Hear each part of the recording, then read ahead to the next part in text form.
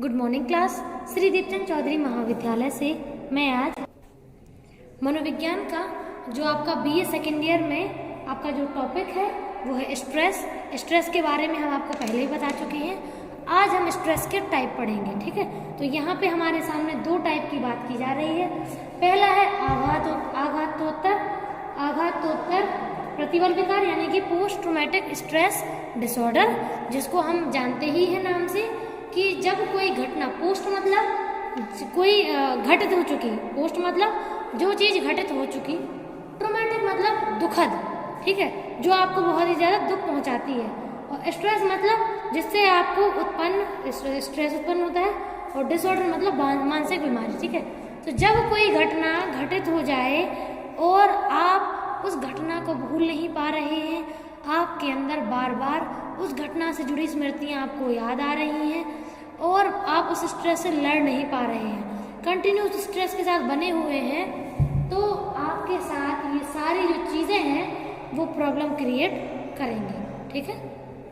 तो ये होता है। तो पोस्ट ट्रॉमेटिक डिसऑर्डर में कोई ऐसी घटना जो घटित हो चुकी होती है और घटना घटने के बाद व्यक्ति स्ट्रेस महसूस करता है, दुख महसूस करता है और उससे बाहर नहीं निकल पाता है, तो उसे पोस्ट ट्रॉमेटिक स्ट्रेस डिसऑर्डर कहते हैं, ठीक है।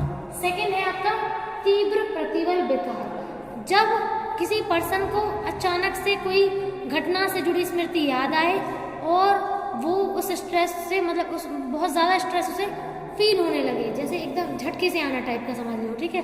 तो इसमें पर्सन बहुत ज़्यादा स्ट्रेस फील कर रहा है अचानक से और बहुत ज़्यादा मात्रा में, तो वो भी उसकी बॉडी पे इम्पैक्ट अपना डालती है, ठीक है। तो ये दो प्रकार के स्ट्रेस होते हैं। एक में कोई घटना पुरानी घटित होती हुई होती है, हम केवल उसकी स्मृति से ही हमें वो चीज़ प्रॉब्लम देती है, और दूसरा होता है जब कोई घटना घटित हो रही हो या फिर हम उसे महसूस कर रहे हो, ठीक है, कि ये चीज़ घटित होने वाली है।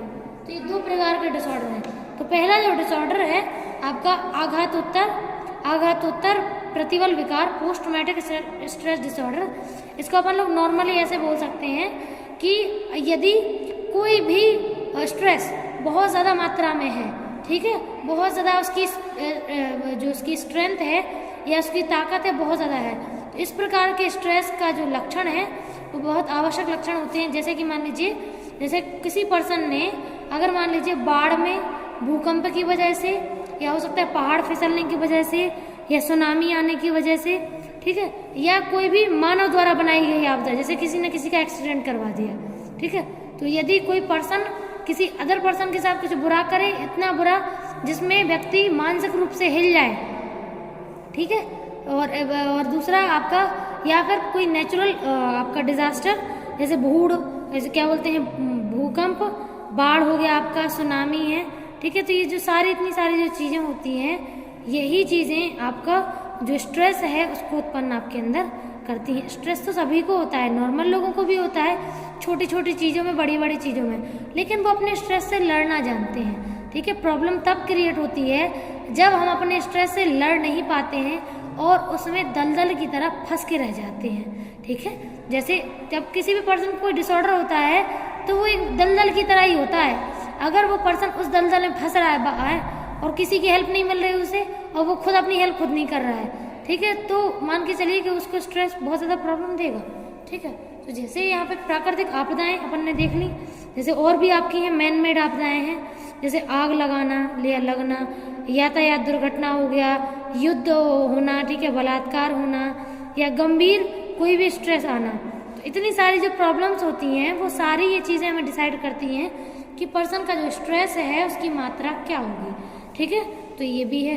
इसके बाद अब जब ये इतनी सारी प्रॉब्लम नेचुरल है, तो हम मान के चलिए कि व्यक्ति को कितना बड़ा स्ट्रेस हो सकता है, ठीक है, कितनी भयंकर मात्रा में उसे स्ट्रेस फील होगा। अब इसके कुछ लक्षण हैं।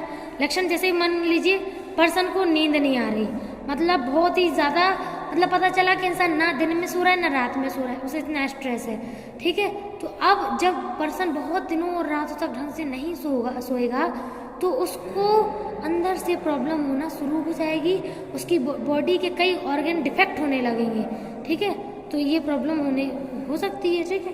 अनिद्रा होना या भूख का ना लगना, गुस्सा आना, चिड़चिड़ापन होना और ध्यान का ना लगना, चीज़ें नई नई चीज़ें सीख नहीं पा रहे, आप समय के हिसाब से चल नहीं पा रहे, तो ऐसे कई सारे लक्षण देखने को मिलते हैं। ठीक है, तो इसमें अगर अपन लोग मॉडल यूज़ करने की बात करें कि ट्रीटमेंट कौन सा अच्छा है, तो हम लोग यहाँ पे मानवतावादी उपागम को यूज़ कर सकते हैं। ठीक है, यानी कि ह्यूमन के अस्तित्व की और उसके पर्पस की बात करेंगे कि आपकी लाइफ का पर्पस ये है और आप अपनी लाइफ के उद्देश्य को पूरा नहीं कर रहे हैं, यानी कि आपने अपनी लाइफ को वेस्ट कर दिया। ठीक है, तो उनको ये याद दिलाना होता है कि आपकी लाइफ में आपके कुछ उद्देश्य हैं जिनकी पूर्ति आपको करना होता है। और भी जितनी सारी कुछ कभी कभी मेडिसिन भी देनी होती है ट्रीटमेंट करने के लिए, कभी कभी साइको एनालिटिक थ्योरी का भी यूज़ करना होता है, कभी कभी हिप्नोटिक थ्योरी भी यूज़ होती है। हालांकि अब तो नहीं होती, हिप्नोटिक थ्योरी पहले होती थी। ठीक है, तो ये सेकंड डिसऑर्डर हमारा जो है वो है तीव्र प्रतिबल विकार। ठीक है, तो इसको अपन एक्यूट स्ट्रेस डिसऑर्डर कहते हैं। ठीक है, इसमें जो भी होती है किसी गंभीर घटना के लिए जो व्यक्ति प्रतिक्रिया देता है उसे हम लोग तीव्र प्रतिबल विकार कहते हैं। ठीक है, अब इसमें सिंपल सा है कि ये दो दिनों से या 4 सप्ताह की अवधि तक रहता है। ठीक है, जो एक्यूट स्ट्रेस होता है वो अचानक से उत्पन्न होकर के आपका पता चला कि हो सकता है कि ये 2 दिन तक कंटिन्यू बना है या 3 दिन है, 2 दिन कम से कम और ज़्यादा से ज़्यादा आपके 3 से 4 हफ्तों तक ही बना रहता सकता है। ठीक है, तो एंजाइटी और डिप्रेशन जो है वो इसी की मतलब स्ट्रेस से उत्पन्न हो भी सकती है और स्ट्रेस के भाई बहन समझ लो। ठीक है, चिंता और विषाद दोनों ही तनाव भाई बहन हैं। ठीक है, उनको एक दूसरे के साथ रहना पसंद होता है। ठीक है, तो कोई भी घटना घट जाए, चाहे वो दुर्घटना हो, उसमें अगर हम कोई फैमिली मेम्बर को खो दें, ठीक है, या किसी बीमारी के कारण कुछ ऐसे सिम्टम्स हो कि व्यक्ति को बहुत ज़्यादा प्रॉब्लम देखने को मिल रही हो, ठीक है, या कोई व्यक्ति जड़ बुद्धि हो, ठीक है, या उसके दिमाग में मतलब एक ऐसा उसकी पर्सनालिटी हो कि वो अशांत रहता है, हमेशा परेशान रहता है, उसको नींद नहीं आती है, एकाग्रता में उसकी कमी होती है। ठीक है, स्वयं से वो अपने आसपास के वातावरण से समायोजन नहीं कर पाते, तो ये सारी चीज़ें, गुस्सा आना, ये सभी एक्यूट स्ट्रेस डिसऑर्डर के सिम्टम्स हैं। ठीक है, तो इसके लिए भी अगर हम बात करें तो इसमें आपका एक ट्रीटमेंट है डी रियलाइजेशन। मतलब इसके मतलब अगर व्यक्ति को हम वास्तविकता के करीब ले जाने की कोशिश करें और उसको याद दिलाएं कि जो भी आप तनाव ले रहे हैं वो बिल्कुल भी प्रॉब्लमेटिक नहीं होता है। ठीक है, तो ये भी हो सकता है। सेकेंड है जड़ता और तटस्थता की अनुभूति, फीलिंग ऑफ नेचुरलिटी। ठीक है, तो मतलब यानी कि बात करते हैं कि जब कोई व्यक्ति नेचर की चीज़ों को जाने, वास्तविकता को समझे, रियलिटी में जिए, तो वो उन चीज़ों से अपने आप को या नेचर से अगर खुद को जोड़ ले तो भी अपने आप को स्ट्रेस से दूर रख सकता है। ठीक है, और अगला पॉइंट होता है आपके इमोशन को गाइड करना। ठीक है, ये होता है। इसके बाद हमारे क्या बोलते हैं प्रतिबल के परिणाम। अब स्ट्रेस हो तो रहा है, अब स्ट्रेस होने के बाद आपको क्या क्या दिक्कतें हो रही हैं वो देखने को मिलता है। ठीक है, तो स्ट्रेस में व्यक्ति अलग अलग पर्सन एक ही सिचुएशन जो स्ट्रेस की होती है उसको अलग अलग फॉर्म में परसीव करता है, ये तो हम सभी जानते हैं। ठीक है, हर एक पर्सन के अनुभव अलग तो होते हैं, उसका व्यक्तित्व अलग होता है, उसके मोटिवेशन अलग होते हैं, तो पर्सन सिचुएशन को अलग अलग फॉर्म में भी परसीव करता है। ठीक है, तो परसेप्शन अलग होने की वजह से पर्सन सेम चीज़ के लिए अलग अलग परसीव करता है। अब अगर कोई पर्सन किसी भी स्ट्रेस को ज़्यादा फॉर्म में परसीव कर रहा है या कम फॉर्म में परसीव कर रहा है, उसकी अपनी क्वालिटी होती है। अब इसमें या तो पर्सन देखिए जब बहुत ज़्यादा स्ट्रेस में होगा तो उसमें पहला पॉइंट आपका है कि कार्य निर्देशित प्रतिक्रिया, मतलब जो कार्य आप कर रहे हैं उससे रिलेटेड क्या कर सकते हैं, तो इसमें आपका आक्रमण, पलायन और समझौता। ठीक है, तो पहला है आक्रमण। तो आक्रमण में अगर जब कोई पर्सन किसी स्ट्रेस से बाहर नहीं निकल पाएगा, उसको बहुत ज़्यादा दिक्कत होगी, तो वो क्या करेगा, उसको गुस्सा आएगा और वो हो सकता है चीज़ें फेंक के मार दे। तो क्या होता है वहाँ पे वो अपने गुस्से को निकालने के, अपने तनाव को कम करने के लिए वो चीज़ों को आक्रमण करना शुरू कर देता है। जो एबनॉर्मल लोग होते हैं वो यही करते हैं, जब उनके अंदर स्ट्रेस कम नहीं होता है तो वो आक्रमण करते हैं। सेकंड पॉइंट होता है पलायन। ठीक है, कुछ लोग ऐसे भी होते हैं, नॉर्मली तो ऐसे मान सकते हैं ये पॉइंट अच्छा है, अगर कहीं लड़ाई झगड़ा हो रहा हो और आपको स्ट्रेस उत्पन्न हो रहा हो तो आप सबसे अच्छा एक ही पॉइंट यूज़ करिए, वो है पलायन। ठीक है, अगर आप पलायन करेंगे तो आपको चीज़ें दिक्कत नहीं देंगी। ठीक है, थर्ड है समझौता। अब या तो आप उस परिस्थिति समझौता कर लीजिए कि ये परिस्थिति अब ऐसे ही है, कोई बदलेगी नहीं, तो आप उससे समझौता जब कर लेते हैं तो आप स्ट्रेस के परिणाम आपके ऊपर भी देखने को मिलते हैं। ठीक है,